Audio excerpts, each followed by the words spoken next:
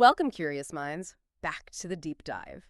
We're here again, ready to, extract those really potent insights, maybe some surprising facts, and just compelling perspectives to help you navigate this wondrously complex world we live in. Now, tell me if this sounds familiar. Sometimes it feels like, despite putting in all the effort, right, we find ourselves a little, well, stagnant, maybe trapped in routines, kind of repeating the same old patterns day in, day out. And there's this quiet but really persistent voice inside. Silently asking if life maybe has more to offer than what we're experiencing right now. It's a pretty universal feeling, isn't it? A little internal whisper, wondering if there's I don't know, a different path out there, maybe a better version of yourself just waiting to emerge. So today, we're embarking on an exploration. We're going deep into a truly illuminating guide called The Art of Starting Anew, a guide to reinvention. And look, this isn't just about making small tweaks here and there in your daily life. It's really about understanding the profound concept of a fresh start, seeing it as the guide puts it, a rare gift. Okay, let's unpack this a bit. Our mission for this deep dive, our goal, is to really pull out the most important nuggets of knowledge from this incredible guide. We want to offer you a clear roadmap, maybe some surprising facts along the way, to help you navigate your own personal transformation. So if you've ever craved renewal, if you maybe wanted to reinvent yourself but felt that fear and uncertainty whispering, just stay where you are, then honestly, this deep dive is absolutely for you. We'll explore how to move forward, how to truly step into that new chapter, no matter how intimidating, how scary that road ahead might seem. Yeah, and what's truly fascinating here, I think, and what this guy just articulates so brilliantly, is its core premise. It doesn't shy away from the fact that change is often inherently difficult. It's uncomfortable, right? Sometimes deeply unsettling. Yet it courageously asserts that change is undeniably the gateway to growth. I love that phrase. It's the force that moves you forward when you feel like standing still. That's such a vivid image, isn't it? Really captures that internal tug-of-war we feel. It really does. And the empowering message woven all the way through this source material. It's just so clear and resonant. It says, never underestimate the power of beginning again. It reminds us that every one of us has the ability to evolve, to transform, to rise above mistakes and missed chances. Yeah, That really sets the stage for a journey of empowerment, doesn't it? absolutely. It feels hopeful right from the start. Exactly. So what we're going to try and do is connect the dots. Connect the dots between that deep, almost primal desire we have for a fresh start and the very real fear that often comes along with it. And then crucially, link that to the concrete, actionable steps we can actually take to initiate and then sustain meaningful change. Our goal here is that by the end of this deep dive, you won't feel overwhelmed by it all, but actually, equipped and genuinely inspired. That's a really powerful and inviting way to kick things off, Yeah. highlighting that potential for growth right there. And it brings us, like you said, directly to our first maker theme, what the guide calls the innate craving for renewal. So the source material posits that deep down, beyond the daily grind and the immediate worries, we fundamentally crave renewal. We want to reinvent ourselves. But this desire, as you touched upon, it so often clashes with the reality of maybe feeling, well, trapped in routines, repeating the same patterns. Now, this isn't just a fleeting wish, is it? It feels like something much deeper, almost like a fundamental human drive. Why do you think this inherent desire for more, for, a different version of ourselves is so strong? Why does it feel like such a powerful pull, often this quiet but really persistent yearning for change? Oh, it's absolutely fundamental. It's deeply rooted in our psychology, and you could even argue our biology. See, we are not static beings. We're just not designed to be. Our entire existence, right down to the cellular level, up to our cognitive development, it's all a process of learning, adapting, transforming. Right. Constant change. Constant change. Think about kids, right? Yeah. How they just relentlessly explore, experiment, grow. Their brains are literally physically wired for novelty and expansion. Now, that drive, it doesn't just magically switch off when we hit adulthood. It gets sublimated sometimes. Buried under layers of routine, what we perceive as obligations, societal expectations, things that often prioritize stability, predictability over that kind of dynamic growth. Safety first, almost. Exactly. So when the guide mentions us silently asking if life has more to offer than what we're experiencing right now, it's tapping into a really deep-seated psychological need. You could link it to concepts like, Maslow's hierarchy of needs, specifically that drive for self-actualization. We naturally seek to fulfill our potential to become the best version of ourselves we can imagine. So it's not necessarily unhappiness, but more like potential calling. Precisely. That silent question isn't always a sign that everything's wrong. Often it's a vital signal. It's like a subconscious indicator telling us we've reached a point of readiness for change. Maybe we've outgrown our current situation. It's a recognition, maybe unconscious, that staying still, while it feels safer, is actually in its own way a form of decline. Because the world around us, it doesn't stand still, does it? It's constantly evolving. No, it definitely doesn't. So it's that little uncomfortable nudge telling us, hey, maybe it's time to expand your boundaries a bit. Yeah. Push against the limits of what you currently think is possible for yourself. This craving, it's like our internal compass. It's always there, pointing us toward untapped potential, further development, like you said earlier, like a plant instinctively reaching for sunlight. It just knows there's something more. I love that image, the plant reaching for sunlight. It really grounds that internal nudge in something so natural, something undeniable. But okay, this powerful craving, this almost biological need for renewal, it often smacks right up against a pretty formidable obstacle, fear. Which brings us neatly to confronting the fear of the unknown. The guide is really explicit about this. It says, fear and uncertainty whisper, stay where you are. It acknowledges that change is hard, it's uncomfortable, and yeah, it absolutely feels safer to remain in the familiar, even when it no longer serves us. So from a psychological perspective, maybe even neurological, why is this fear so incredibly potent? Why does the unknown so often feel like something we need to run from rather than, as the source suggests, a source of infinite possibilities? Well, this fear is just profoundly rooted in our most primitive survival instincts. Our brains, especially a little part called the amygdala, think of it as the brain's ancient alarm system down in the limbic system. They're fundamentally wired for predictability and safety. The fight or flight center, I am. Exactly. So when we're faced with the unknown, anything uncertain, the amygdala fires up. It triggers that classic fight, flight, or freeze response. And interestingly, it often treats psychological threats like, say, changing careers, moving to a new city, ending a relationship, almost as if they were physical threats like facing a predator back in the day. Wow, okay, so our brain doesn't really distinguish that well. Not instinctively, no. The familiar, you see, even if it's unpleasant or deeply unfulfilling, represents a known quantity. Our brain has a kind of mental blueprint for it. It knows what to expect, and that provides a perceived sense of security. Emphasis on perceived. The unknown, on the other hand, well, that means unpredictable outcomes, potential threats we can't anticipate, and actually a significant increase in cognitive load. Our brain has to work much harder, scrambling to process all this new information, make your predictions. So it's literally more work for the brain. It is. And this isn't just an emotional reaction, it's a deeply ingrained biological one. It often gets amplified by things behavioral economists talk about, like status quo bias, our tendency to prefer things just stay the same, and loss aversion. Loss aversion. That's where we feel losses more strongly than gains. Precisely. We feel the pain of a potential loss much more acutely, maybe twice as much, as the pleasure of an equivalent gain. So the idea of giving up a comfortable, even if it's unfulfilling, routine feels inherently riskier than just staying put. Even if the potential gain of a fresh start promises much greater happiness or fulfillment down the line. That makes so much sense why we get stuck. It does. And then you add societal norms on top of that. They're often encouraged, aren't we, to seek stability, follow the well-trodden paths. Deviation could be seen as risky, maybe even irresponsible by some. Yeah, settling down, playing it safe. Right. All those phrases. So this makes the act of stepping out, of really embracing the unknown, even more daunting. Because suddenly you're not just fighting your own internal wiring, your own biology, but sometimes external pressures and judgments too. However, and this is crucial, the guide powerfully counters this. It reminds us that change is the gateway to growth. It's the force that moves you forward when you feel like standing still. It's the spark that turns dreams into reality.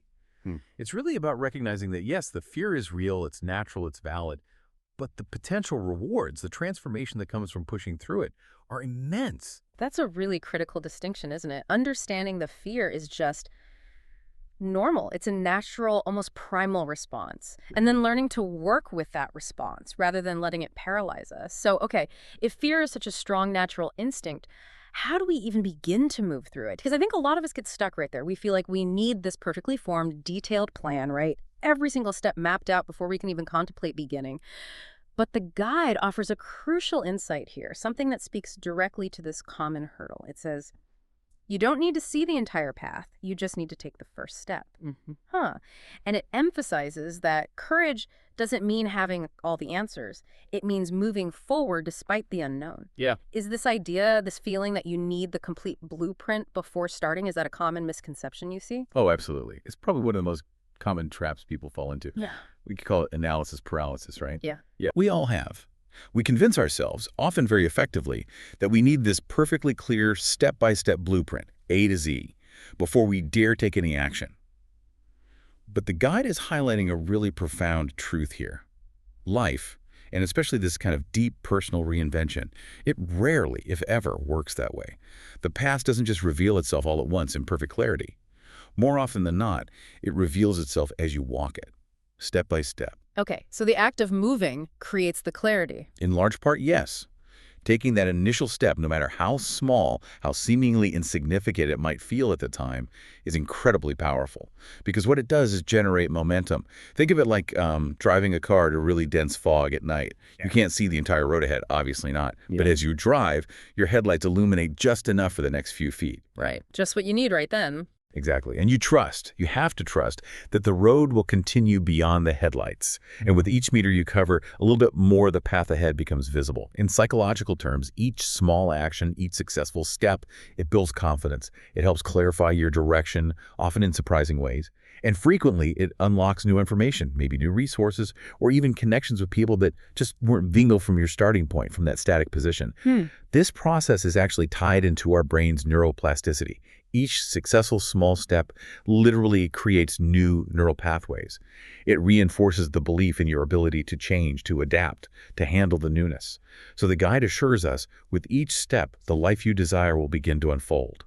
It's not magic. It's an iterative process. Action, feedback, learning, adjustment, discovery. Action, feedback, discovery. I like that. It's about building what psychologists call self-efficacy, that core belief in your own capacity to execute the behaviors needed to achieve specific goals. So let me ask you, what stands out to you here? Can you maybe recall a time in your own life when you had to take that kind of step into the unknown without a full plan? How did that feel initially, and maybe how did it feel as you progressed? Oh, absolutely. Yeah, I remember really vividly when I decided to make a pretty big pivot in my career path several years back. I had, a rough idea, a general direction I wanted to head in, but I certainly didn't have a detailed map, not even close. And that initial decision, honestly, it felt like standing at the edge of a cliff. Total uncertainty. I really thought I needed to see the entire valley below, every rock and stream before I could possibly jump. The need for certainty. Exactly. But the first step for me, looking back, was actually just signing up for one online course. Just one. It wasn't some grand, life-altering gesture in the moment, but it was action. Tangible action. And honestly, with each lesson I completed, I gained just a little bit more clarity. I started meeting new people online in that field. I felt a tiny bit more confident. So that feeling the guide describes of the path unfolding as you walk it, that really, really resonated with my experience. It truly wasn't about having all the answers up front. It was about taking that first, sometimes pretty shaky step. That's a perfect illustration. And what the guide says next really hits home for me too. Your past doesn't define you, your choices today do, and what you decide today can shape the rest of your life. That just brings home the immediacy, the power of that first step.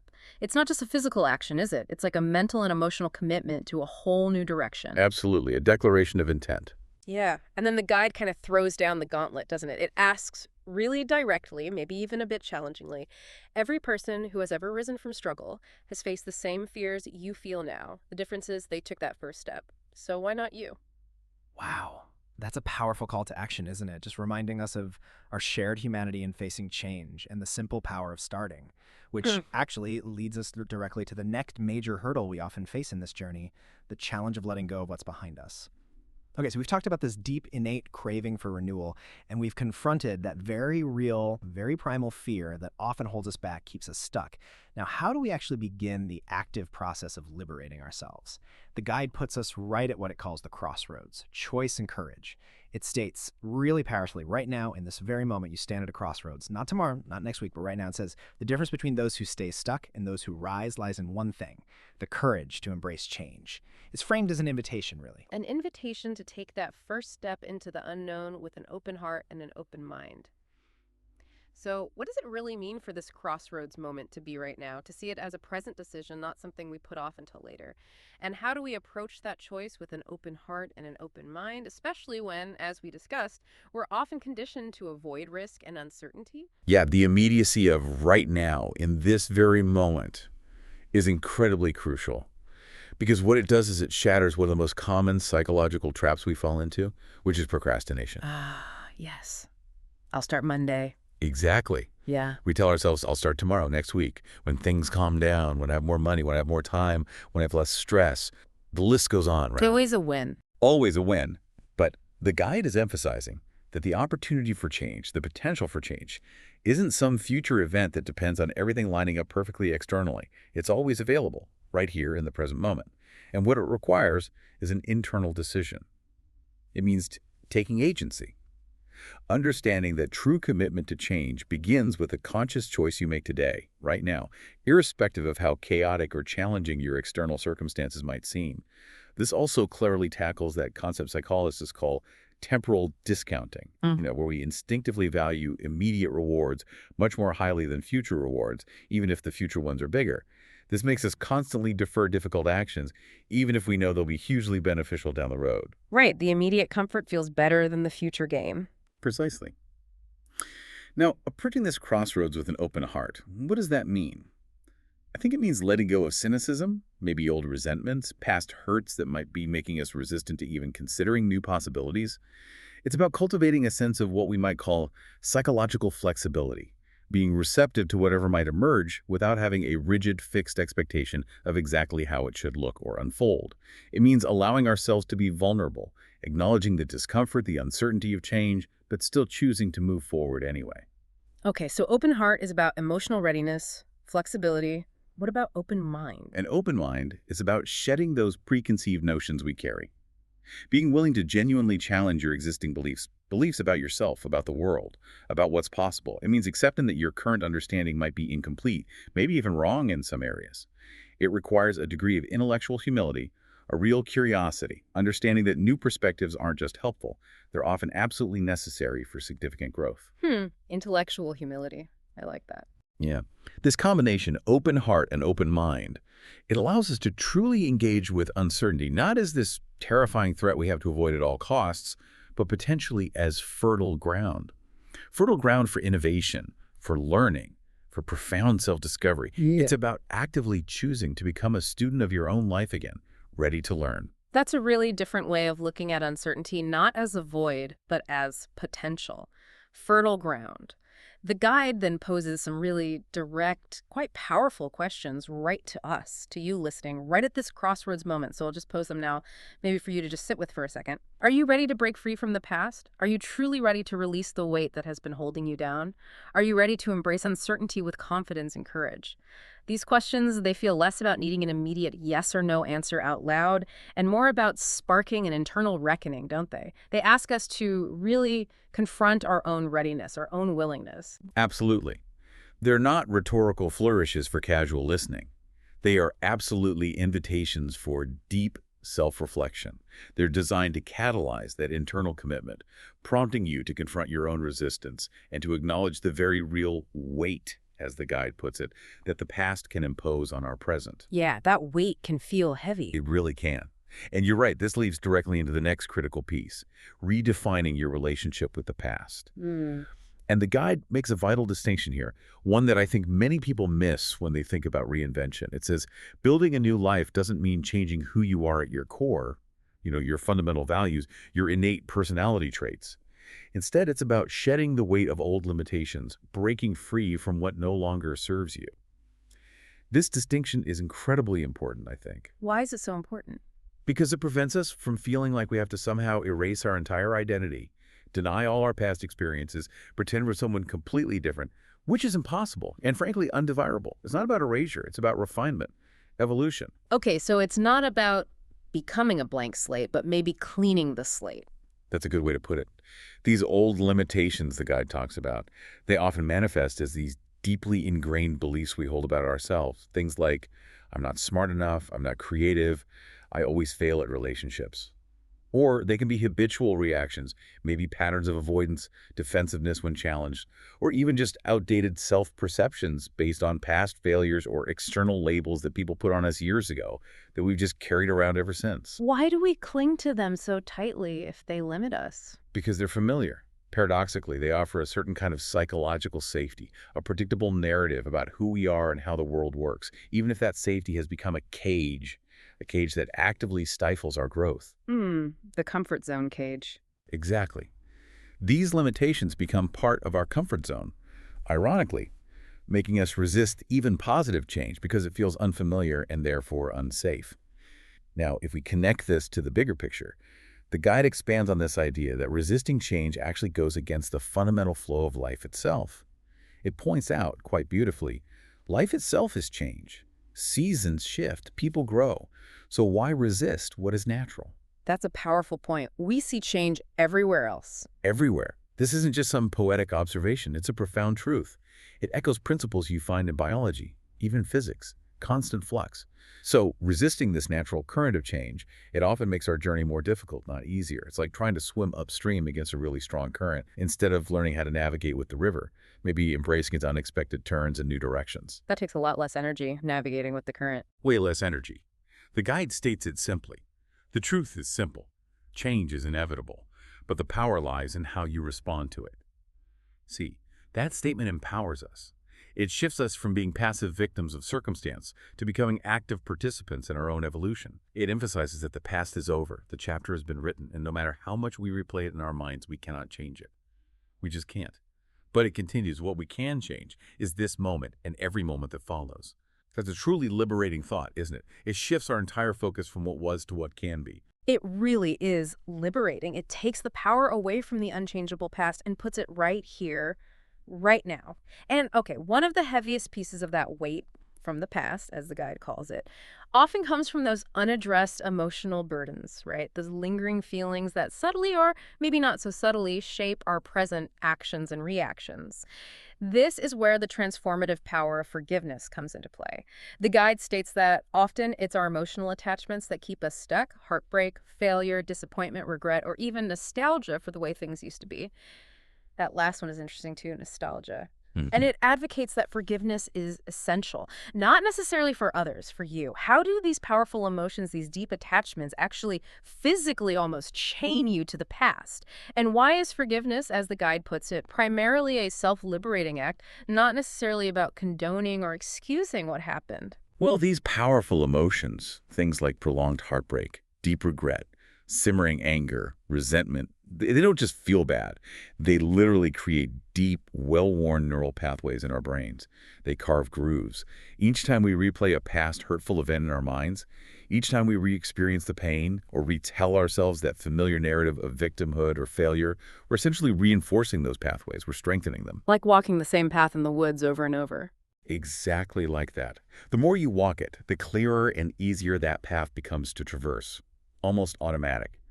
Similarly, our negative thoughts and emotional patterns can become habitual, almost reflexive. And critically, this rumination, this constant revisiting, consumes vast amounts of our mental and emotional energy. Energy that could otherwise be directed towards building a different future, towards engaging with the present. This is what keeps us tethered, chained, as the guide says. It makes it incredibly difficult to be fully present, to invest wholeheartedly in new experiences or relationships. We literally get stuck in the past, unable to allocate our full cognitive and emotional resources to where we are now and where we want to go. So forgiveness is like cutting those chains. In a very real sense, yes.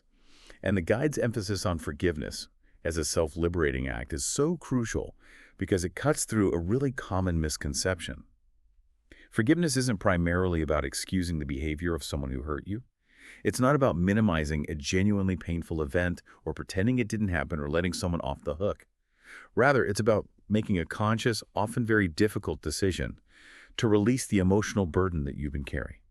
The anger, the bitterness, the resentment, the sorrow, the regret, whatever it is for you, it's for your peace, for your freedom. It's about choosing to stop allowing past events or the past actions of others to continue dictating your present emotional state and your future possibilities. It's essentially an act of detaching your own well-being, your sense of self, from those historical circumstances or others' wrongdoings.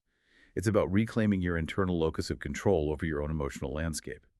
You decide how you feel now. Okay, reclaiming your emotional landscape, that's powerful.